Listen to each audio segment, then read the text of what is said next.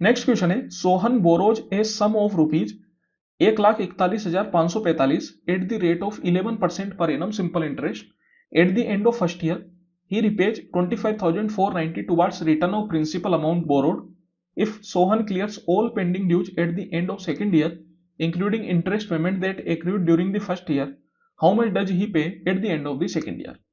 तो यहां पे देखिए हो क्या रहा है, सोहन ने 1,41,545 रुपए उधार लिए सिंपल इंटरेस्ट पे 11% पर एनम के हिसाब से।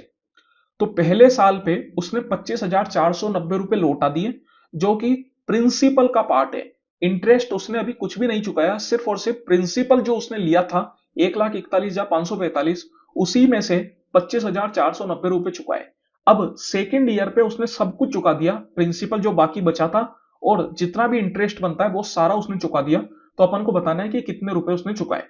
तो यहां पे होगा क्या, पहले साल पे जो इंटरेस्ट बनेगा वो पूरा 1,41,545 रुपए पे बनेगा। तो एक साल पे इंटरेस्ट कितना बनेगा 11% के हिसाब से 11% ही बनेगा। तो 1,41,545 का सबसे पहले तो अपन को निकालना है 11%। तो इसका अगर आप 11% निकालोगे तो कितना आ जाएगा, देखिए 5 से कैंसिल आउट हो सकता है वैसे तो ये, लेकिन करने का कोई बहुत ज्यादा फायदा नहीं है, डायरेक्ट अपन इसको मल्टीप्लाई कर देते फिर 100 से डिवाइड कर देंगे। तो 11 का 5 बार में 55, 5 कैरी चला गया, 11 का 4 बार में 44 और 5 49, 4 कैरी चला गया, 55 और 4 59, 5 कैरी चला गया तो 16, 1 कैरी चला गया 44 और 1 45, 4 कैरी चला गया तो ये हो गया 15। डिवाइड बाय 100 अगर आप करेंगे तो दिस इज इक्वल टू 15,569.95। इतने रुपए का इंटरेस्ट बनेगा। ये तो हुआ पहले साल का इंटरेस्ट। लेकिन अब दूसरे साल में क्या हुआ, मतलब पहले साल में उसने 25,490 रुपए चुका दिए, तो अब दूसरे साल पे जो पैसा रह गया केवल उसी पर इंटरेस्ट बनेगा।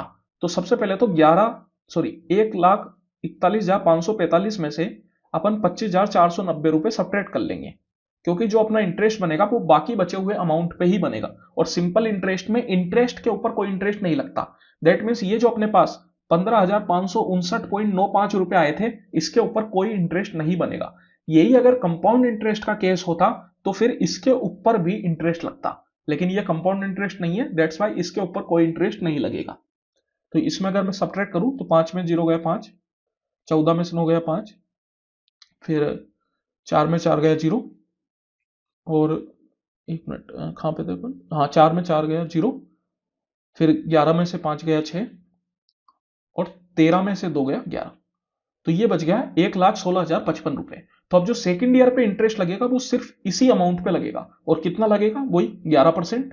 तो इसका 11% निकाल लेते हैं अपन, मल्टीप्लाई बाय 11/100। तो ये कितना हो जाएगा, देखिए 11 से मल्टीप्लाई कर लेते हैं। 11 का 5 बार में 55, 5 कैरी चला गया, 55 और 5 60 की 0, 6 कैरी चला गया। 11 का 6 बार में 66 की 6, 6 कैरी चला गया। 11 और 6 17 की 7, 1 कैरी चला गया। तो ये हो गया 12,7,6,6,05 divide by 100 that is equal to 12,766.05। इतने रुपए का इंटरेस्ट बना। तो अब यहां पे हो क्या रहा है, पहले साल पे उसने ये जो 25,490 थे ये चुका दिए थे।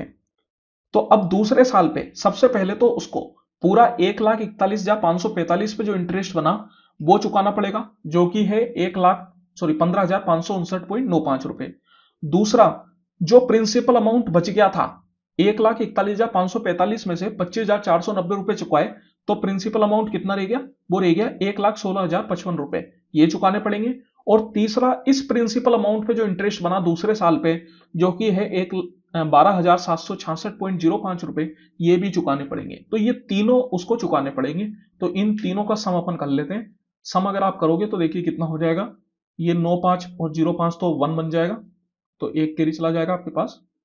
तो ये 10 10 और 5 15, 15 और 6 21 की 1, 2 कैरी चला गया, 2 और 6 8, 8 और 5 13, 13 और 6 19 की 9, 1 कैरी चला जाएगा। अब आप चाहे तो वैसे यूनिट डिजिट से कर सकते हैं, लेकिन 9 और 1 केवल एकमात्र ऑप्शन है, इससे में ही आएगा। लेकिन आप चाहे तो उसको पूरा सोल्व भी कर सकते हैं, बहुत मुश्किल चीज नहीं है, लेकिन आप करके देख लेना, आंसर यही आएगा 1,44,391 रुपए।